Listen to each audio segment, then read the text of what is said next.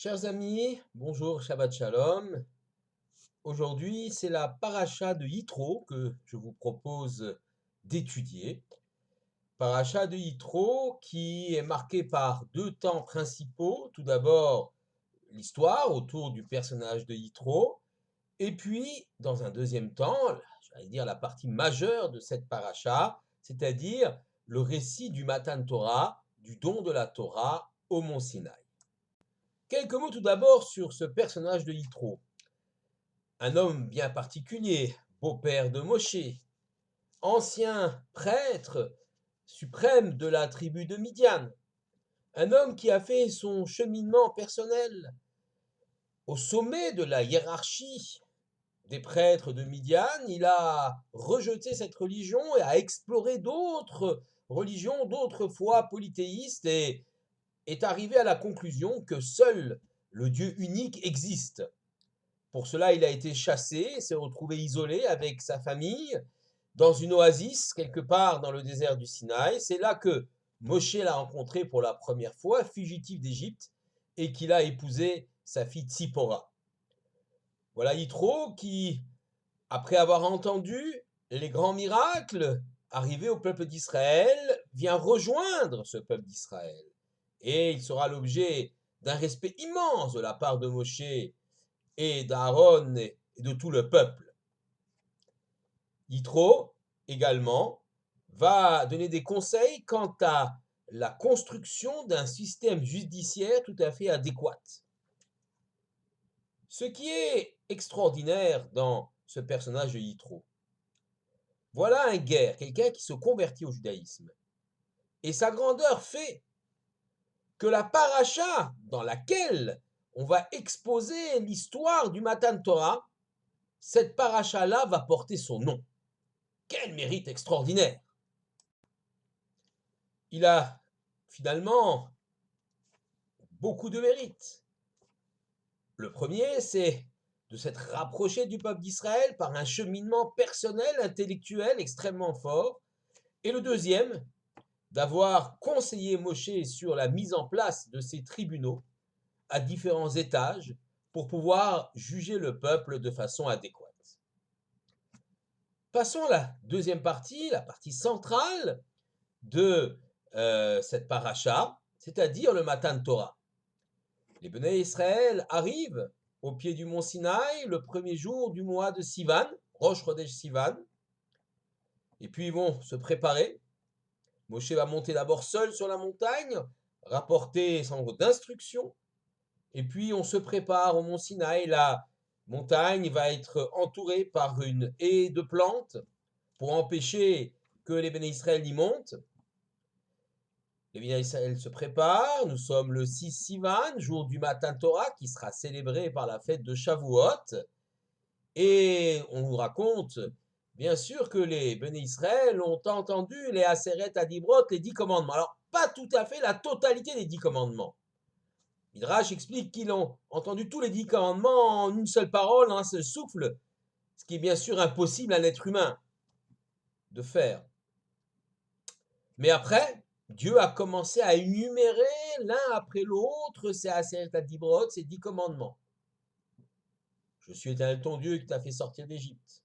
Tu n'auras pas d'autre Dieu que moi. Mais après le deuxième commandement, la pression était si forte, la proximité envers l'Éternel si exigeante, la peur que leur âme ne quitte leur corps, les a saisis. Ils ont demandé à Moshe, Moshe, je t'en prie, va recueillir les 8 autres commandements sur la montagne et tu nous les rapporteras. C'est ce que Moshe et Moïse va faire.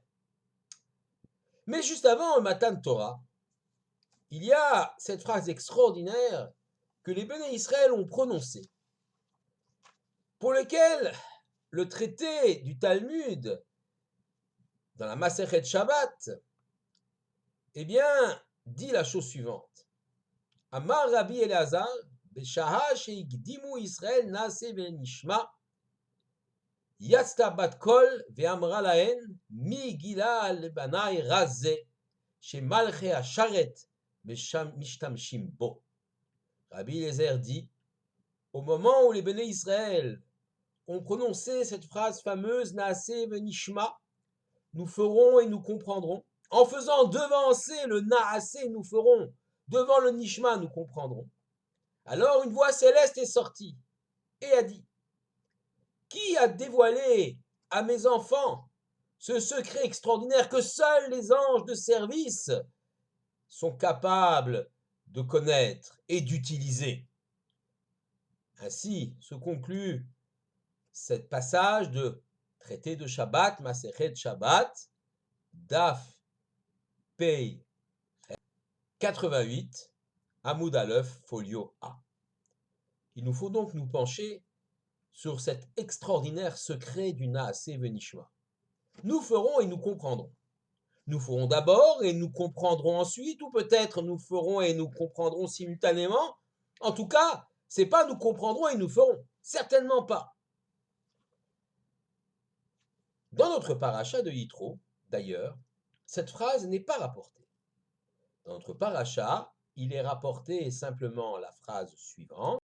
Kol asher diber Hashem naaseh. Tout ce qu'Hachem dira, nous le ferons.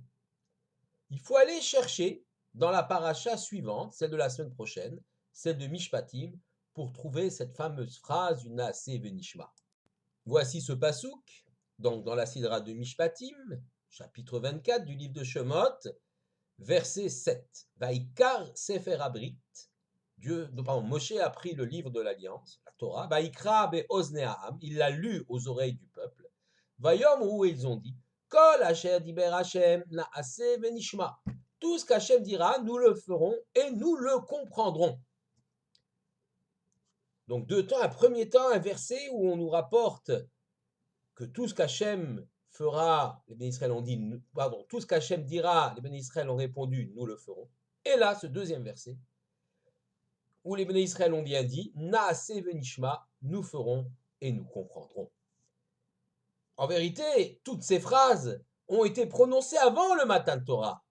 Le fait que la phrase Naaseh venishma se trouve dans la sidra de Mishpatim est simplement un agencement du texte. Et comme on nous dit, En mukdam umuchar baTorah, il n'y a pas toujours d'ordre chronologique dans le texte de la Torah. Mais en vérité, il s'est bien passé le phénomène suivant. Les Béné Israël ont dit d'abord, tout ce qu'Hachem dira, nous le ferons. Et ensuite, ils ont dit, tout ce qu'Hachem dira, nous le ferons et nous le comprendrons.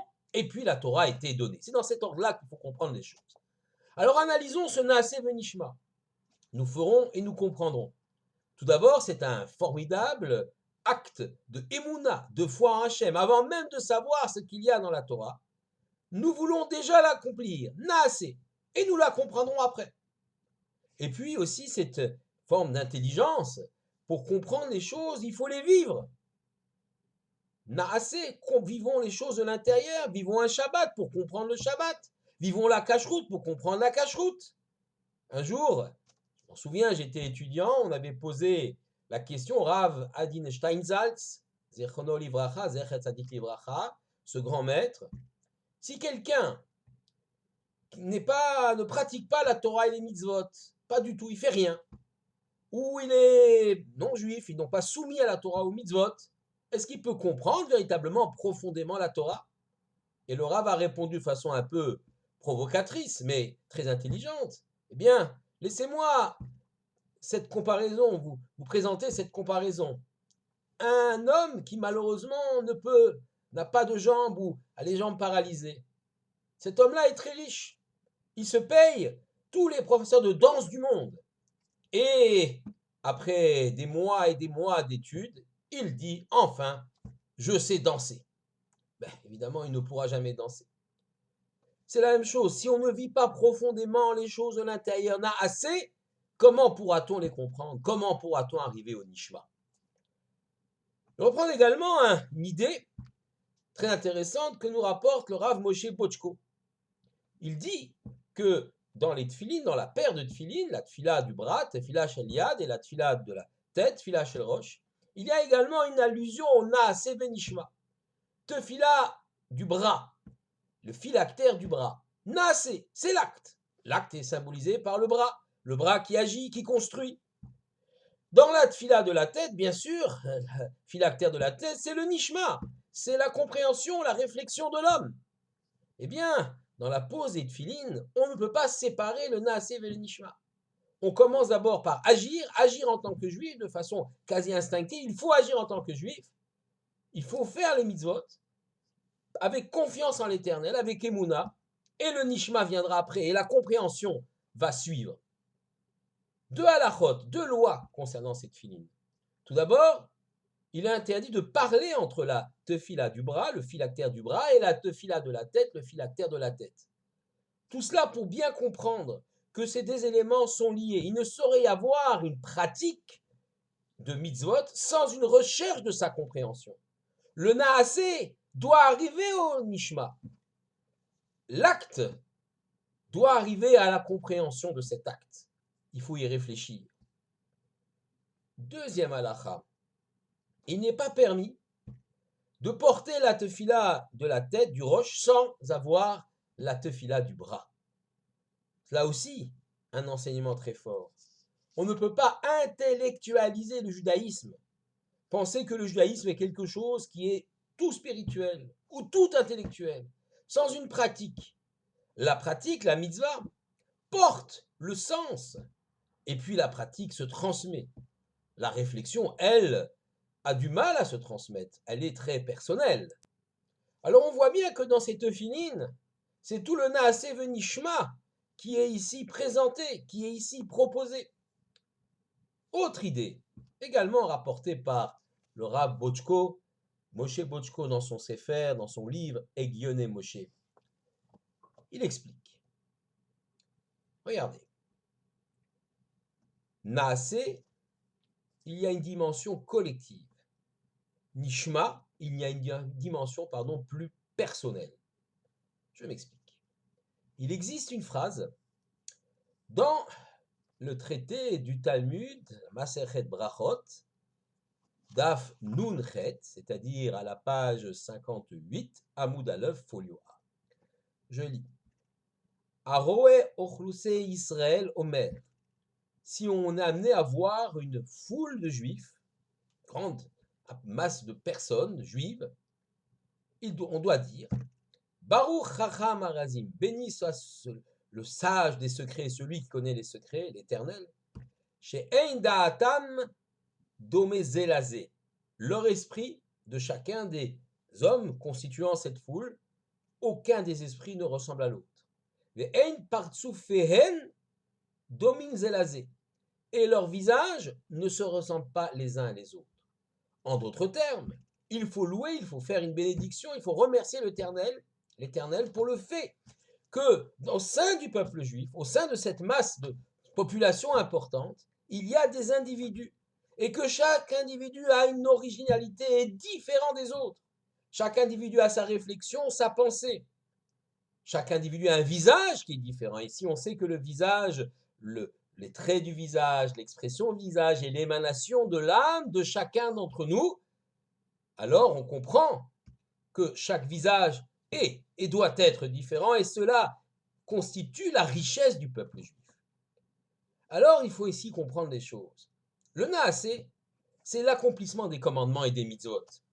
Dans le Talmud, on va discuter sur l'accomplissement de telle ou telle mitzvah, la façon de l'accomplir, si on doit l'accomplir à tel moment ou pas, s'il est judicieux de l'accomplir ou de ne pas l'accomplir, etc. Et à un moment donné, on va prendre une décision, à la majorité des sages, on va trancher et on va fixer la halakha, Talmud ou plus tard, dans le Shulchan Aruch, quelle que soit l'époque. Cette loi, cette halakha-là, à partir du moment où elle est déterminée, tranchée par les sages, à la majorité comme on l'a dit, eh bien, elle s'impose à tous et à toutes, elle devient obligatoire. Elle est donc un dénominateur commun pour l'ensemble du peuple juif. Le naasé, l'action, l'accomplissement de la mitzvah, reflète bien cette nécessité d'avoir une unité, ce qu'on appelle en hébreu une hardout, un lien.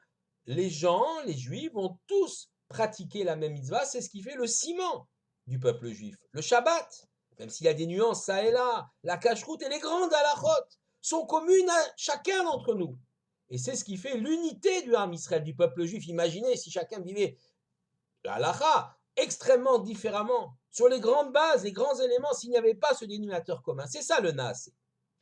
Par contre, quand on arrive au Nishma, comme le dit l'Agma, le Nishma, c'est la réflexion, c'est la façon dont chacun appréhende et comprend telle ou telle mitzvah, appréhende ou comprend nos textes, appréhende ou comprend le rapport de l'homme à Dieu, le rapport de l'homme à l'homme. C'est la réflexion, c'est la pensée, c'est le commentaire. Alors là, il y a un pluralisme immense. Et on revient à la notion importante de l'individu au sein de la collectivité.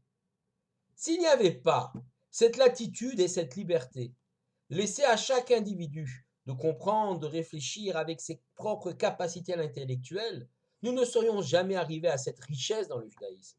On n'aurait pas eu un Maïmonide et un Nachmanide et des rationalistes qui s'opposent à des mystiques et un Rashi et les Chassidim par rapport aux Litaïm, aux Lituaniens qui sont deux modes de réflexion et d'approche de la Torah et de la compréhension du monde.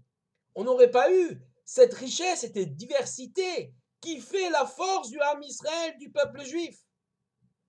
Certains disent, même les Tzivot Hachem, les armées d'Hachem, dans une armée, vous avez l'infanterie, la marine, la cavalerie, etc., l'aviation aujourd'hui.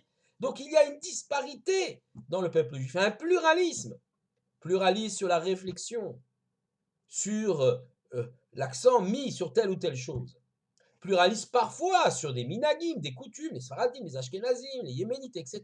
Pluraliste peut-être même sur un certain nombre de halachot en marge, mais sur l'essentiel, ce qu'on appelle le Ikar, de nos lois fondamentales, il doit y avoir une ardoute, un lien commun. Nous devons tous accomplir la même Torah.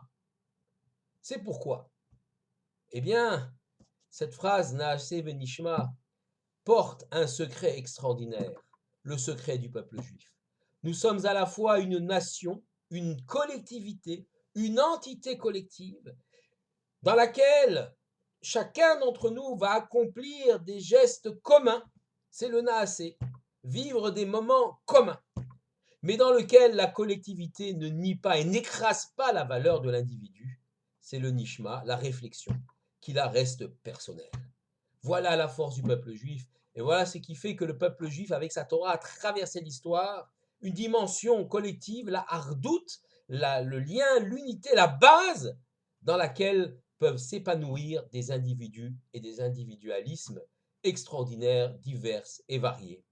Tout ceci se rassemblant, chacun d'entre nous avec nos spécificités, nos capacités, nous souhaitons alors nous rassembler dans ce qu'on appelle le kibbutz galouyot, le rassemblement des exilés, très bientôt à Jérusalem, bimera biyameinu, de nos jours, avec la venue du Mashiach Tzidkeinu. Amen ve Amen. Shabbat Shalom à tous.